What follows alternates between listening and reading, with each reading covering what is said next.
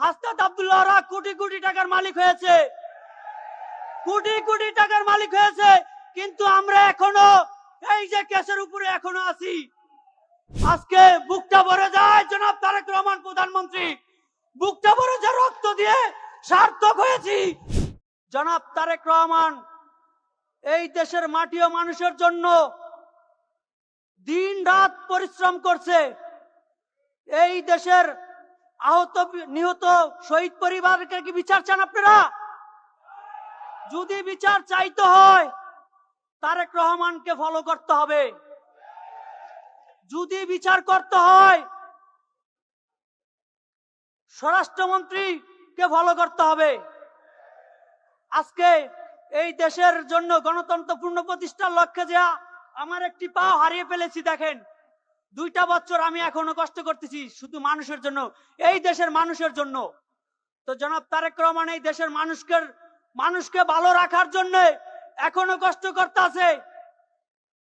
তো আমার বাপ কিন্তু ঘুমাইছে, আমি সপরিবার আমি একটু ঘরও এখনো করতে পারি নাই। এই বিএনপি কে ভালোবাসতে গিয়ে আমরা সর্বছাপার হয়েছি, আমরা 17 বছর কষ্ট করেছি, আমরা তাও দলের দিকে তাকিয়ে রয়েছি, আমাদেরকে ভালো কিছু দেয় না।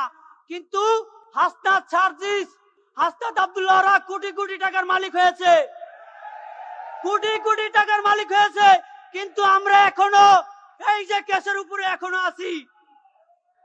এই দেশের মানুষের দিকে চায়া, এই দেশের মানুষকে যদি ভালোবাসেন জনাব তারেক রহমানকে 10 বছর সময় দিতে হবে। কোনো কথা চলবে না, কোনো কন্ট্রোভার্সি চলবে না। তো আগামী দিনের হাসিনা কোনোদিন এই দেশে আসতে পারবে না। হাসিনার যদি বিচার করতে হয় গণভোটে না জয়যুক্ত হয়েছে না, হাসানুল্লাহ কিন্তু 10 বছর শাস্তি দিছে। ভোট আমাদের আহত নিহত শহীদ পরিবারকে মতামত নিয়ে ওদের ফাঁসির রায় কার্যকর করতে হবে। এই দেশে ওদের অস্তিত্ব হবে না।